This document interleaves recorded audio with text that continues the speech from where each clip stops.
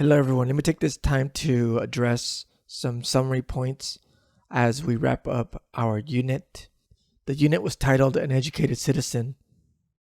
For whom and for what? The main points addressed during this period were 1. A brief history, itemization of the function and purpose of schools. We also started to consider the placement of pedagogical practices to support institutions.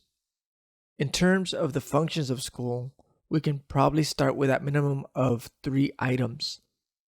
As to the function of schools, the purpose, the design of schools, we can identify a political, economic, and social function. The political is pretty straightforward. It is an objective where there's a set of common political beliefs that are imparted.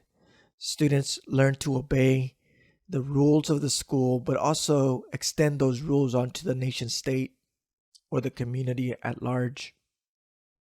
Students learn the workings of the government as well as what is expected of them as a citizenry that will participate in their overall community activities. By the economic section, it simply has to do with how we can think of the workspace. The context of capitalism alone gives us a division of categories of participation. Some of us are owners, others are workers. And although the term work is used throughout the school system, there may be a tracking system so that there is a track where some of us are supported in a way that prepares us to enter college, and others are prepared to enter a workspace that does not require college. I want to take a moment to consider that even those of us that go to college eventually do become employees. We work as opposed to having our own companies that, although we do put work effort, we are more accurately defined as owners. And I pause to make a distinction that college preparation does not necessarily omit us from work.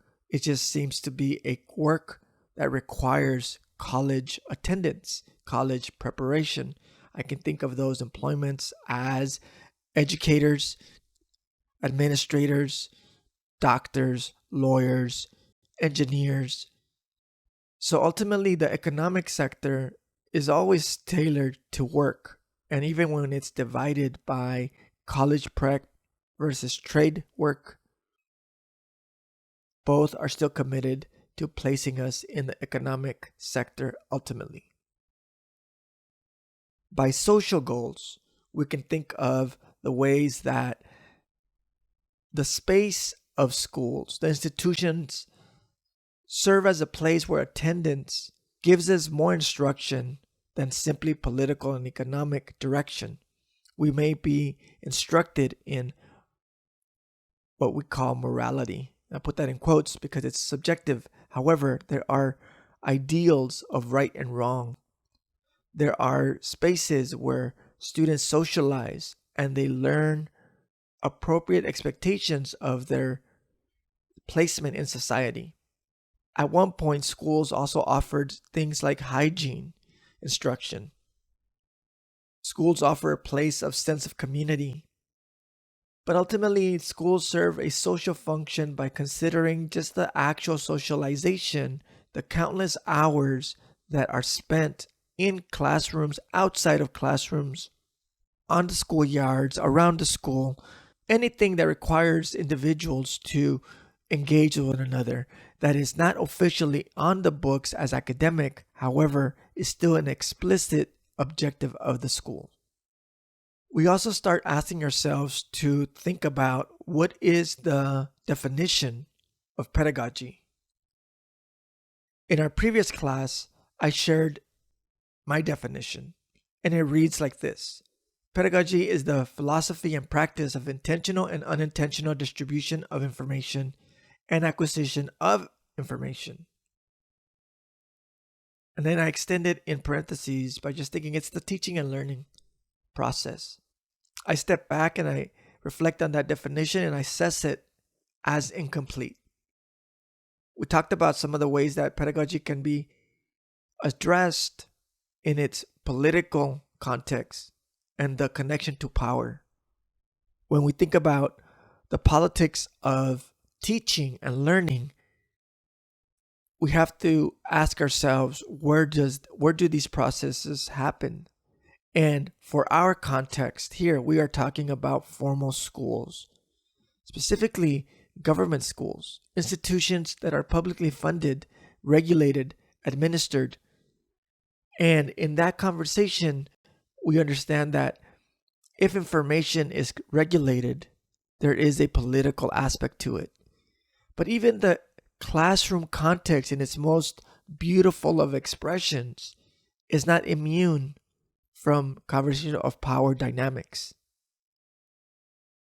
Are the students able to direct the classroom? Do they have the power to decide what is learned, how this class is operated? And even when we are supportive of student direction, ultimately it's important to consider how our pedagogical approaches are still invested, saturated with power. We can also extend the conversation further by considering the reflection of how our respective pedagogical practices support the objective of schools. And for that assessment, we can review the lists provided previously, where we can think of schools as places that have a political function, an economic function, and a social function. The reflection on the pedagogical approach, the philosophy of teaching, the philosophy of managing the classroom can be connected to the extension of supporting the explicit direction of the institution. For example, do we run a classroom where students are respected but understand that they do not have full control of the classroom? If they want to go to the restroom, they must ask permission. Does that practice of asking permission supplement/complement the expected political participation of adulthood, where we must ask permission to do certain things as adults, whether it's by legal boundaries or by just the assumption that we as adults do not live in a completely free society, but a society that is regulated through boundaries and systems of control. We were able to extend further that question by thinking about how some communities are able to have child-centered, open, safe, free spaces where the pedagogy supports a human development that questions the boundaries, while others go to schools where classroom management is more rigid. The students understand that they do not have full control. In fact, they learn to understand obedience and how to follow the rules and how to demonstrate a sense of uniformity. We would even call it a standardization process, maybe a pedagogy of standardization. The contrast on different pedagogical experiences leads us to question its support. Why does one group have an opportunity to have one approach and another not have an opportunity to have the same approach? I think we can find some points of analysis by considering the adult expectations for these children. As we think of the politics of pedagogy, we want to expand this conversation to address the issue of, for example, culture. In the article by Thomas Popkowitz titled Culture, Pedagogy, and Power, Issues in the Production of Values and Colonization, we're able to assess the practice, the philosophy, the application, the how of teaching, and consider the assessment of cultural diversity. And I want to pause for a second to offer a definition for culture. Within the context of anthropology, culture is thought of in a much more expansive way. It is the concept that defines, references our holistic placement of existence. Let me offer the definition that I usually use in my anthropology classes. I define culture in this way. Culture is the holistic and integrated, comprehensive collection of ideas, practices, information, systems, emotions, languages, and material expressions that instruct people how to be human as members of specific social political societies or active lived communities. We'll be able to reference this definition later on. However, for today, I want to just emphasize that culture is expansive. It is the complete system of information that we as humans use as forms of instruction extending from our community.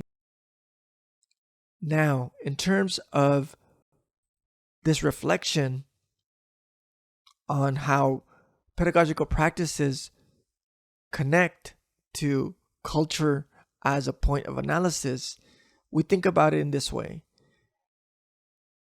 Pedagogy is not just the practice, the method, the philosophy of how we will express or distribute information to someone, but it is also a process of organizing a vision of how to understand that information. And when we do that, we can consider the politics of imposing a filter. For example, in this article, we are able to identify a critique where pedagogy is not just a system of information management, impartment, but it's a system of organizing the reality. The author calls them social fields, so that pedagogy is a way of imparting hierarchies, forms of interaction within people, and really highlighting the inequality that not all forms of information are offered, not all forms of relationship are supported. And in fact, when we take inventory of our specific education system, we find ourselves assessing a history of colonialism and power, so that we can really be critical that our pedagogical practices are invested in certain expectations, very specific cultural expectations, in which not everyone's background is equally respected. And students learn, even when it's done in a very respectful way and encouraging way, students learn how to behave, how to see the world, how to speak about the world, and how to engage with the world. And here we start thinking about the concept of even models of empowerment as social control. What does that mean? That means even as we are trying to support the voices of our students, many times we are modeling what is the right voice. And that right voice might be compatible with the colonial systems. In particular, we can reference the settler colonial nation state. So that when we think of the United States of America, Canada, Mexico, El Salvador, Guatemala, the countries of North and South America in particular, these countries are expressions of the colonial history of the past, and their present status as nation states can be accurately described as settler colonial nation states. So whatever information is officially on record by the nation state as support, we can be critical to consider that even that support and encouragement is still a form of control. As we continue with our conversation in the next weeks, I'd like to return back to the concept of culture as a form of analysis that we can apply to its application within the subject of pedagogy. I also want to frame a much more finite division between pedagogy, curriculum, and education systems. I stated in class that these terms are more accurately overlapping terms. However, I believe we'll benefit greatly by investing in separating the terms respectively so that we can see how each part of the puzzle works differently. I hope these summary points are of value and help us think about itemizing the content so we can start building our own sense of organization toward the content. And I look forward to your direction.